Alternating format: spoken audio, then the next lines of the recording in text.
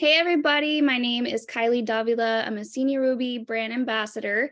And tonight we're going to go over part 3, the chapters 4 through 6 in how to win friends and influence people. So chapter 4, it's called A Drop of Honey. And I was actually laughing because today this really came like in my mind. I was like, oh my gosh, this example happened. Well, it could have happened, I should say, because let's just say I live in off-post housing and lots of things go wrong. And the maintenance people that you deal with are not always very friendly.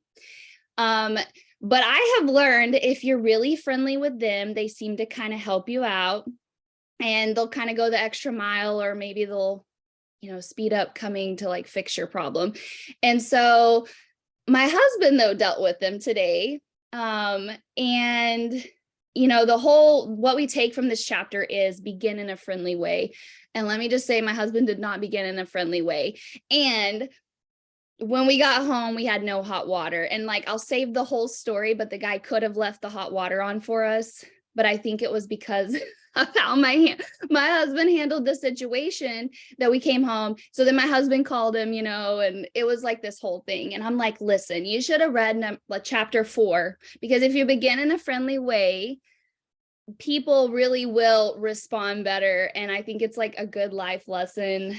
And if you ask my husband, he may have a whole different, point of view on that. But anyways, so it's talking about that, like a drop of honey catches more flies than a gallon of gall. That's from Lincoln.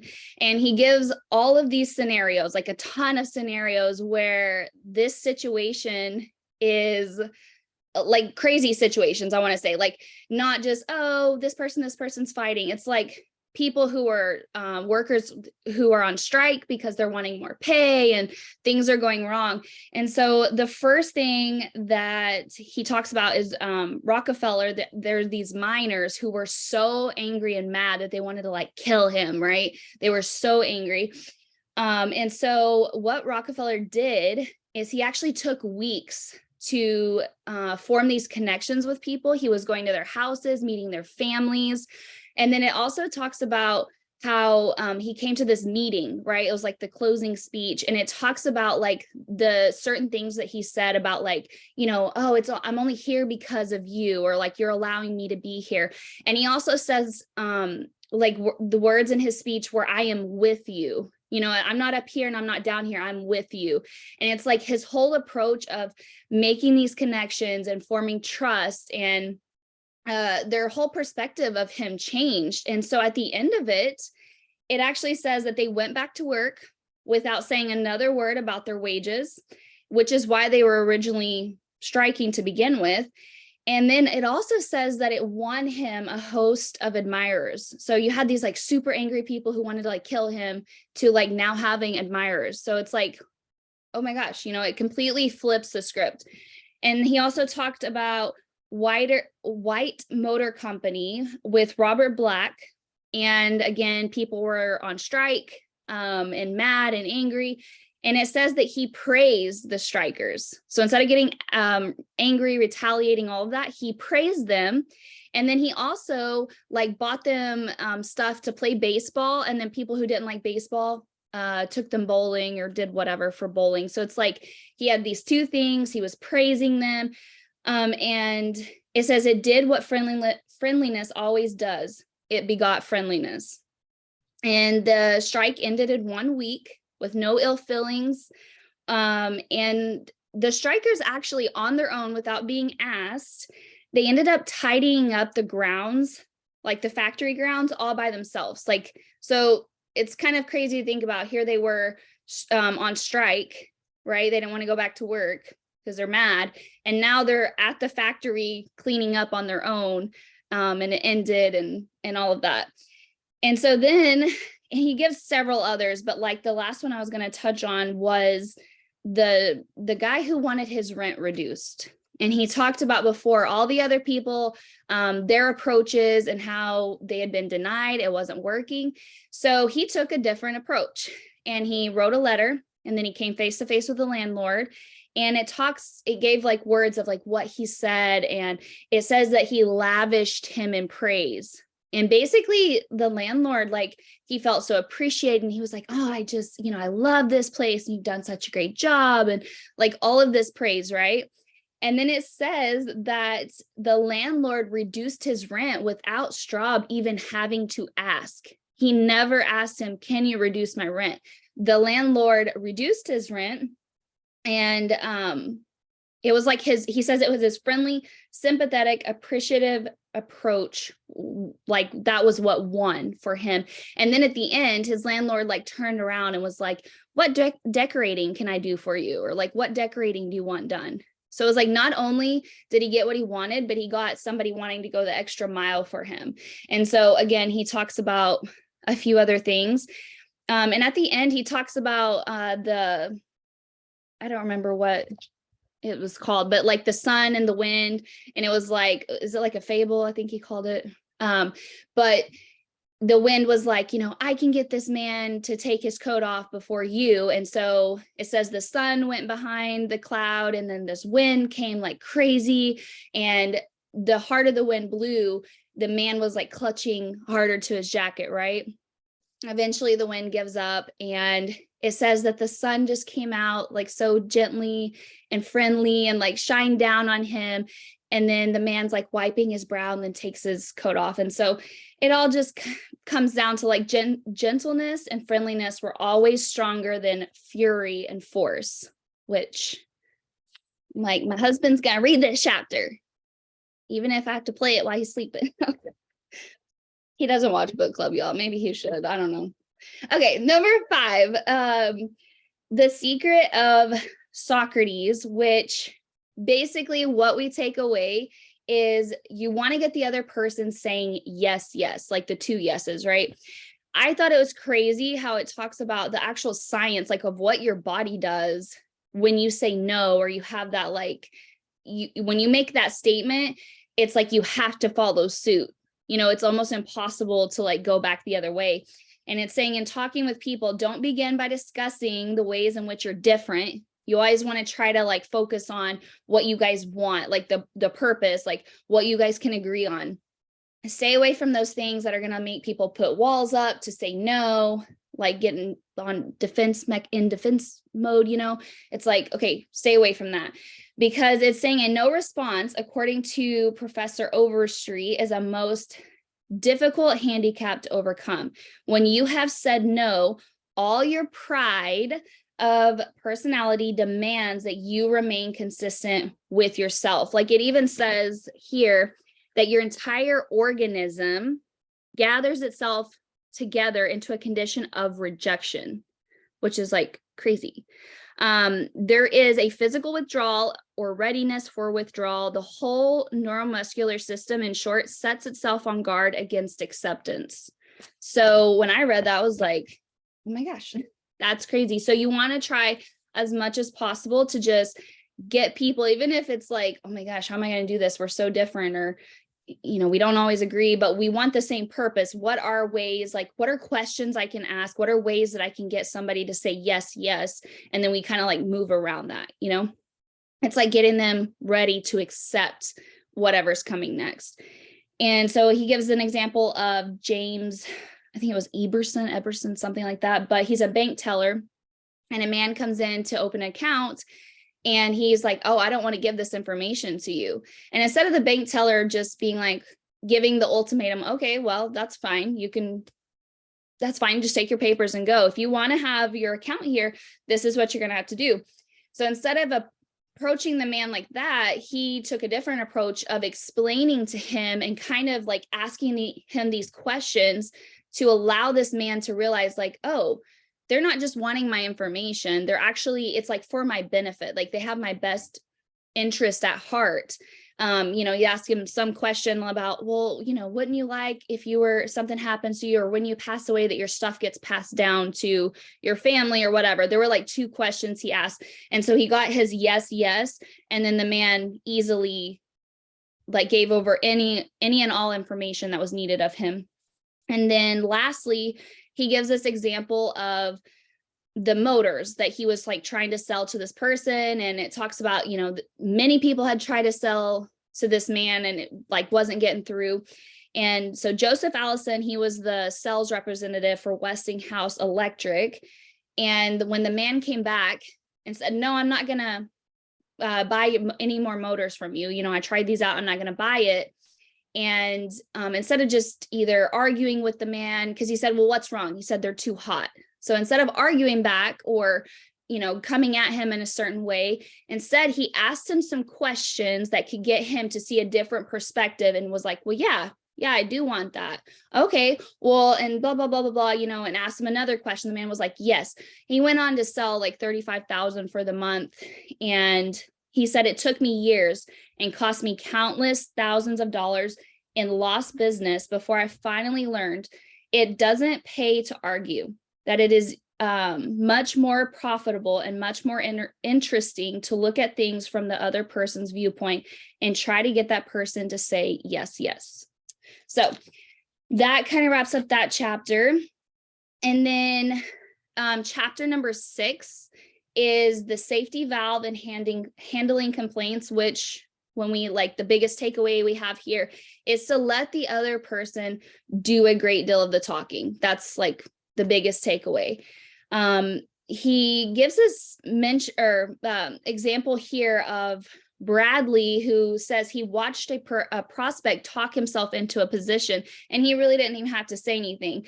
So he kind of paints this picture of like, hey, there was this guy, he had all the experience that was needed. And to be honest, like we were a really small brokerage firm. We had no fringe benefits, you know, hospitalization, medical insurance, pensions. He would be independent agent. We wouldn't even like give him leads. So there were some negatives. And when he walked in, he felt a little defeated. And he said all he did was give him the one benefit of being an independent contractor. Like, hey, you're going to be self-employed. He gave him one thing and then just let this man do all the talking.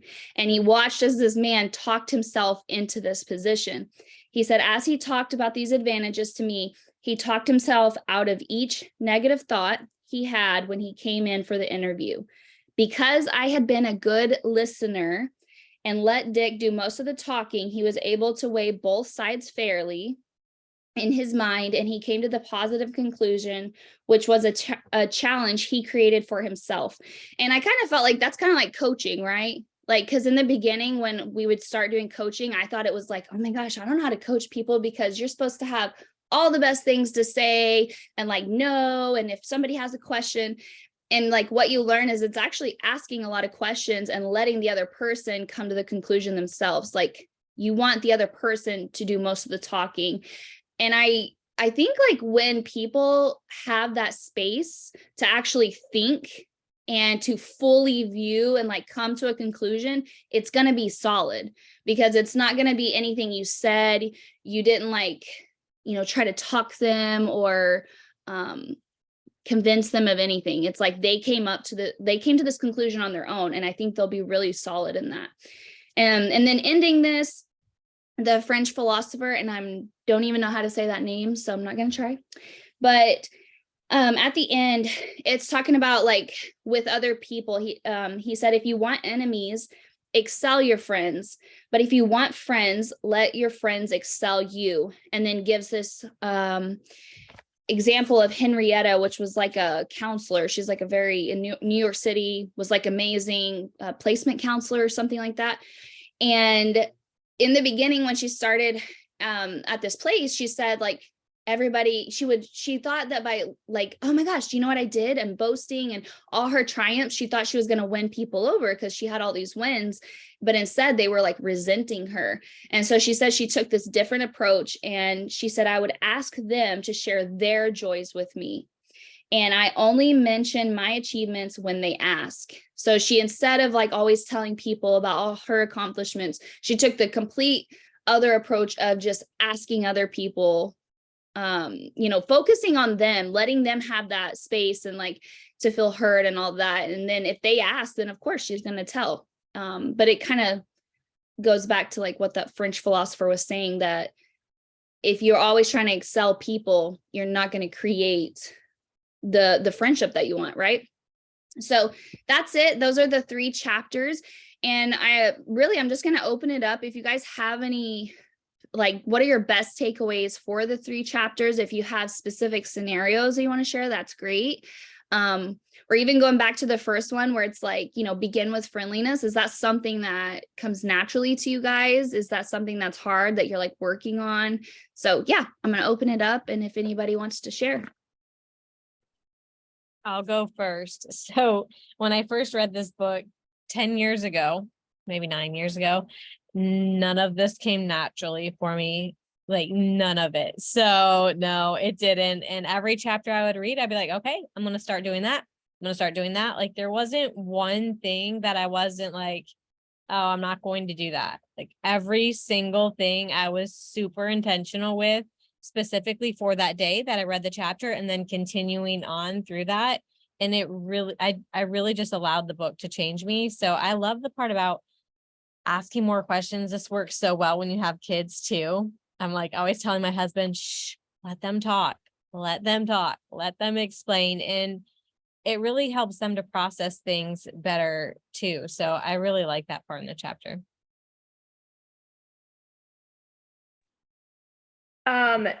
It definitely does not come natural to me. Something I really need to work on, because you guys, when I call, like if I ever have to call AT&T or DirecTV, like it's on usually. So it's definitely something I need to work on for sure. And for me, like asking questions, I feel like I've gotten a lot better at it, but I still find myself like trying to, you know, talk people into something when really I just need to ask more questions, sit back and listen to them. Yeah, that's good.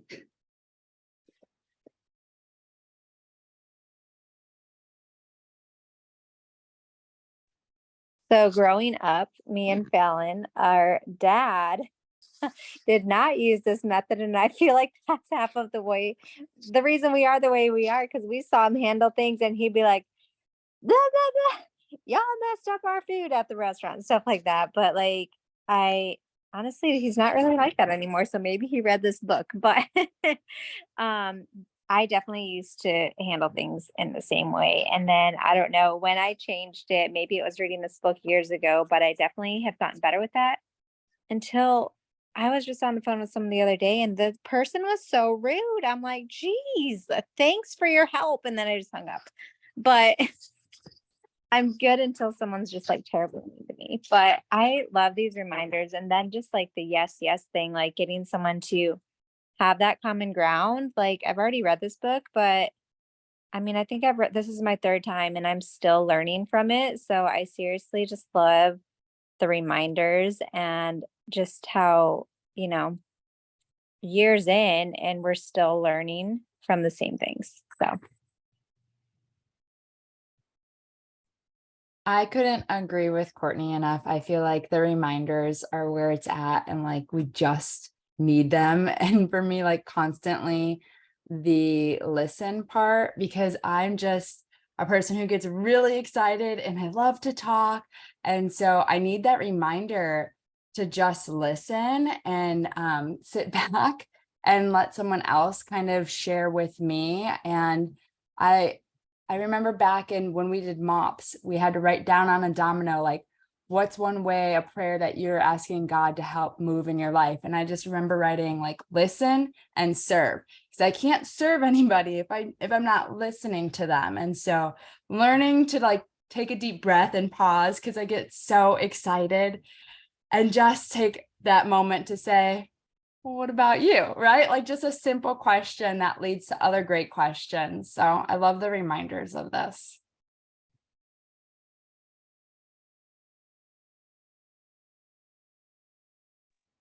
I'm going to jump in and agree. It took me a long time to realize listening was key.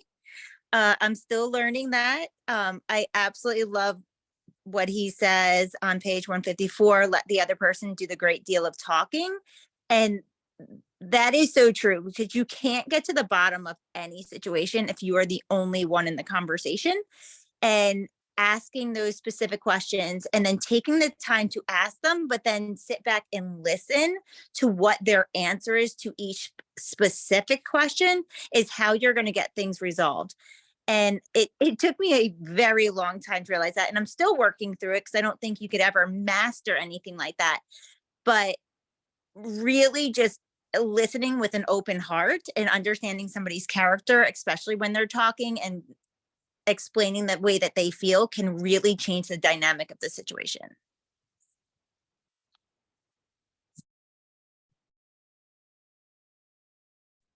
I feel like a lot of the stuff our moms said to us when we were little and we've just forgotten it.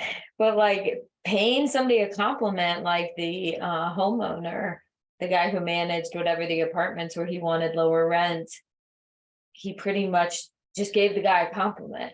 Like, wow, that must be a hard job. You're doing a good job. Like, just found something good to say about him. And the guy naturally gave him what he wanted without him even having to ask. So I do think we underestimate the power of just saying something nice, just a compliment to people, especially in an area they're trying. And then with, of course, better listening and asking more questions, I started taking notes. Obviously, you can't always during conversations. Hold on. But during my coaching, I have, so you can really track writing just like part of your question and then their answer to help you remember better. And it's a little gut check. How much have you been talking versus how many questions you've been asking? And that's been helpful for me.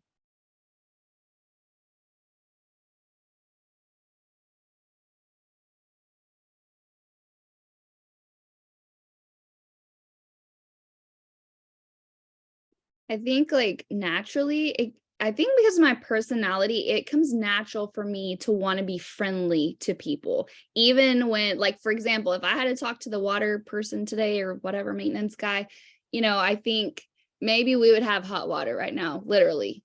But I've always thought too, like sometimes my niceness, like people can take advantage of it and stuff like that. But I think, there's good and bad. Like there's a balance to everything. And so even for me, I've been learning to like stand my ground too in some situations. So I think naturally, when I think on the number 4, it comes natural for me. Like I love to give people compliments or like, oh my gosh, like I love this or whatever. Like that's just natural to me. Whereas my husband, which is probably why sometimes I'm like, oh my gosh, I can't believe you said that to that person.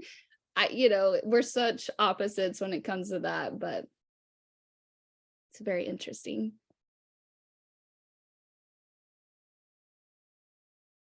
It's definitely interesting how we can all change, right? Like obviously it's a good thing if this comes natural to you, and if it doesn't, like for me and some of us, to allow ourselves to change and not be like, oh, that's just my personality or that's just how I am. No, this is something that's necessary, not only for our business, but just for life, because all of those things come super naturally to me now.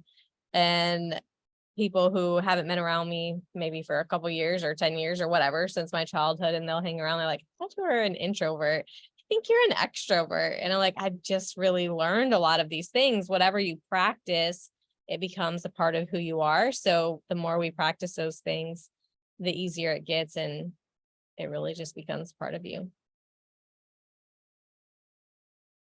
And I think in the beginning, like it's, to be noted in the beginning, it can be so uncomfortable or even seem like you're going against you, like, wait, what's happening or whatever, you're like making yourself say something. But I think when you're mindful and you're mindful. And then I also liked what you said, how you would like read the chapter and then you're like applying it, because I remember like leaving Ruby retreat from my first one. And my whole thought was like, oh my gosh, I have all this amazing information in this booklet. And like, I've learned so much and I can watch all these videos and trainings and whatever. But like, if I'm not going to go apply it, then what is the point, because it's going to go in one ear and out the other. Eventually you're going to forget. So I like that you said that it's like, as you're learning stuff, like reading it and then applying it, because that's where like the real change comes. Anybody else got some takeaways?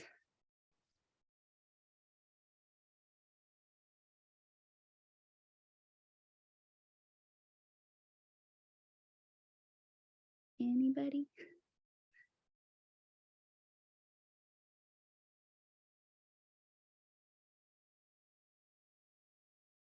No.